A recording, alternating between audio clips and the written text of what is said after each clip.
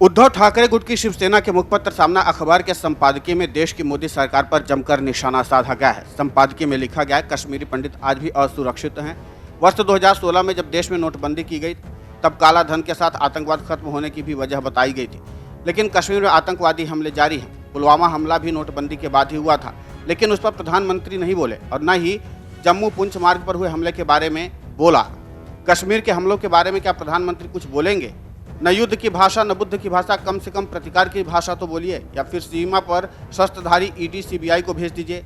क्या कहें, दुश्मन भाजपा में प्रवेश करके आत्मसमर्पण कर देंगे। सामना ने लिखा कि देश के गृह मंत्री भक्तों के प्रतिलोपवादी पुरुष अमित शाह काम के बोझ के तले दबे हुए हैं। कर्नाटक का विधानसभा चुनाव जीतने का उन पर भार है। फिर 2024 से पहले देश के सभी विपक्षी दलों को तोड़कर तहस नहस करना और बीजेपी को फिर जीत दिलाने के काम में व्यस्त हैं।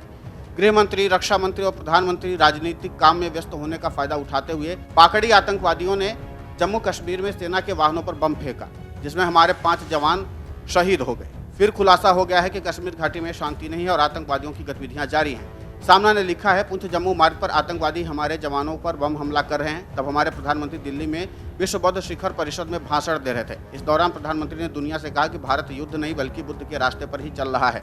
बुद्ध का मार्ग शांति का मार्ग है, इस पर किसी को दो राय नहीं हो सकती। लेकिन कश्मीर घाटी में आतंकवादी रोजाना हिंसाचार कर रहे हैं, क्या उससे सही में शांति के मार्ग से खत्म किया जा सकता है? चीन बुद्ध के विचारों वाला देश है। हिंदुस्तान की सीमा को सबसे ज्यादा कोई कुतर रहा है वो चीन है। चीन ने लद्दाख में घुसपैठ की है। चीन अरुणाचल प्रदेश को नोचना चाहता है। चीन हिंदुस्तान के विरोध में पाकिस्तान और नेपाल को मदद कर रहा है। हिंदुस्तान की अर्थव्यवस्था को चीन नुकसान पहुंचा रहा है। यह करते हुए चीन ऐसा भी नहीं कहता कि भगवान बुद्ध के भविष्य और शाश्वत मार्ग पर वो चल रहा है। चीन साम्राज्यवादी है और दूसरे देशों पर आर्थिक व अन्य आक्रमण करके उसने अपना साम्राज्य बढ़ाया है। चीन में तानाशाही और आवाज उठाने वालों को खत्म कर दिया जाता है। क्या वहाँ बुद्ध का रास्ता दिखाई नहीं देता?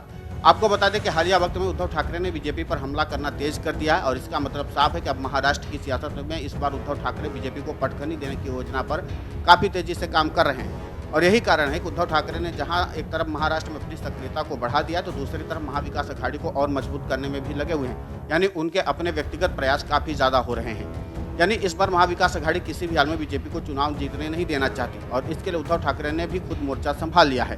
क्योंकि हालिया वक्त में चाहे राज्य की शिंदे फडणवीस सरकार हो या फिर केंद्र की मोदी सरकार हो, दोनों के ही खिलाफ उद्धव ठाकरे ने बेहद आक्रामक होकर के हमला किया है।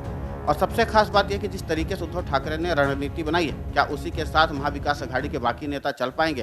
क्योंकि हालिया वक्त में एनसीपी और कांग्रेस के साथ जितना तालमेल होना चाहिए था उतना तालमेल बैठ नहीं पा रहा है।